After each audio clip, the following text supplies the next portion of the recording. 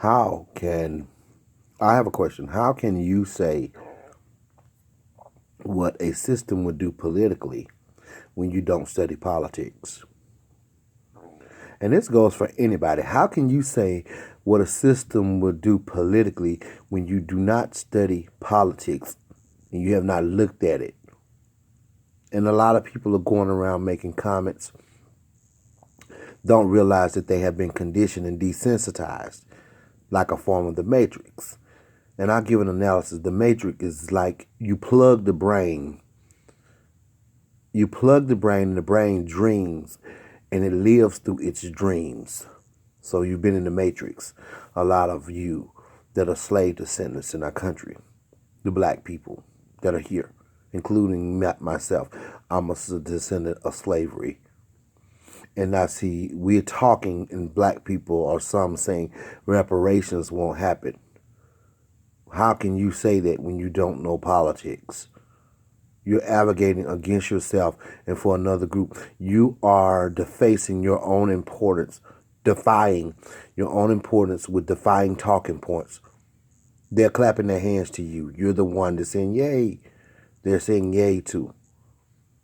You are in the land of your captivity, and you have the audacity and the gumption to say what won't happen in favor of you.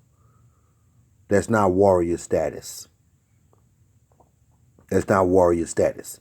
And I'll tell you that you are also politically incorrect. Politically, you're incorrect. Once you look at the data and how ironic that it hasn't already happened. Reparations will happen. And it already has happened in a sense where it's done by the groups. It just hasn't happened for you. It hasn't happened for the slave descendants, who it hasn't happened for. You don't know the history of how you should be anchored. You don't even know who you are. A lot of black people, the descendants of slaves, you don't even know who you are politically. Politically, you are a investment. You are like something important politically. You also have justice claims politically. And you have the attitude to declare what won't happen in favor for you. That's annoying. I don't care where you working in corporate or what you're doing as a black person that's a descendant of slavery in the country. You are in the land of your captivity, and you have been used economically also as slaves because you were never corrected. You were never really brought to the real access of America on an equal playing field throughout the abolishment of slavery. So now you are economically enslaved by other groups who have access to power and capital. You, when you were freed from slavery, basically you happen to be free physically and never receive the tangibles of what normalizes you in the sense of a unit. And we fin in that space as bottom feeders, and now you'll be able to be exploited for other groups to use as a product of their engine and empire because you don't have the opportunity and you have not been on an equal playing field in terms of the wealth of a great nation. That's what this is. So therefore, you're able to be exploited just to eat or to have something of any value. Not of great value, but of any value. Of great value would mean you have reparations and you have capital. And you're corrected in the sense which you were harmed. You have to be corrected in the sense which you were harmed. And that means economically you were harmed. You were used in captivity and forced to be a wealth. Blood sacrifice, blood, sweat, and tears. You had to eat the failure. So you have to be awarded the same way. And that's having access to the things which brought a development. And you were denied that. So we don't know the history due to the fact that the Union and the Confederacy were at war during the Civil War and the abolishment of slavery and all. That was a debate. These groups were at odds with each other in terms of business because slavery was an institution. They were at odds. And a lot of the union that fought in terms of slavery, they were drafted and they got incentives for joining the war. So they were at debate in terms of business throughout the nation. And brothers were fighting. And they came up with the solution that the Confederacy should not have slaves. So happened you were freed. And those laws were never honored in terms of what you should have due to slavery. So you've never been able to really access America in a normal way. You have not been normalized. So you've been locked out of the wealth of America and up against what you brought in captivity. Blood sacrifice. So you up against what they have is generational wealth, and they have also shared it with other people in terms of constituents, other groups.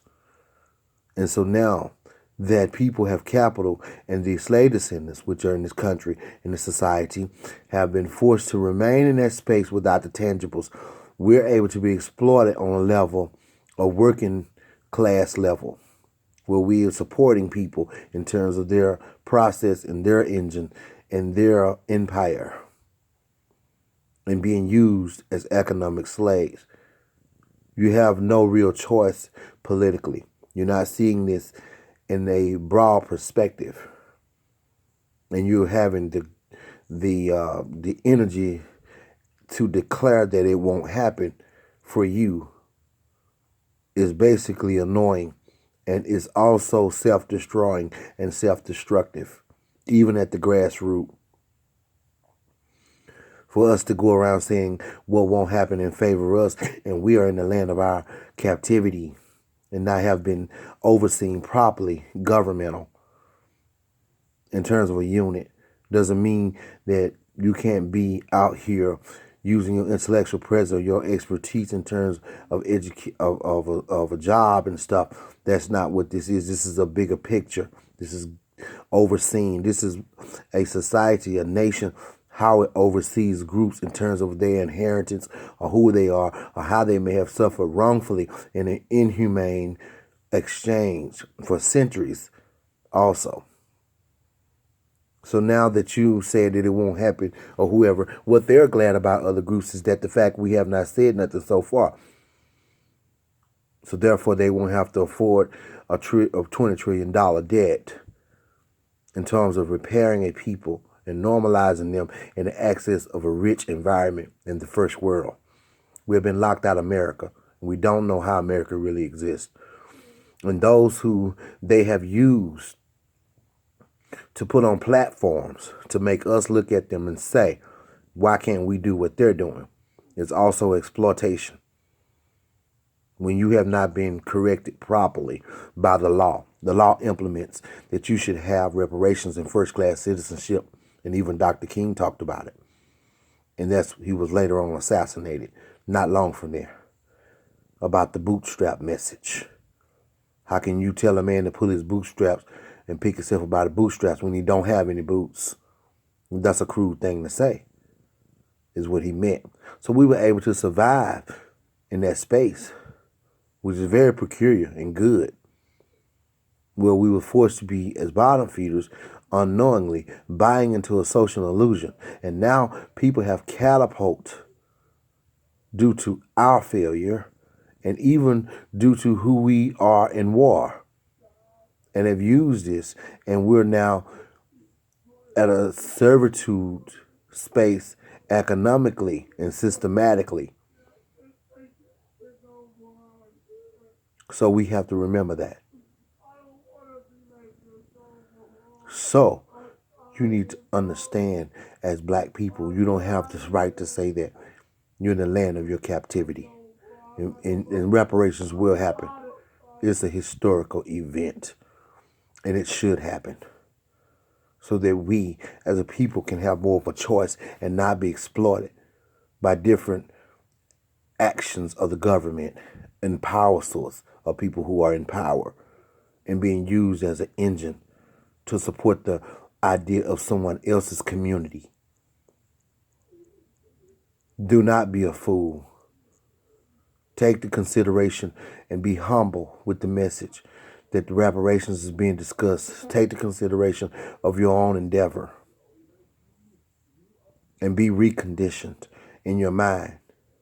Our minds have been colonized to a point of condition due to the fact that we've been pushed away to things that are never received, the things that are important in the United States.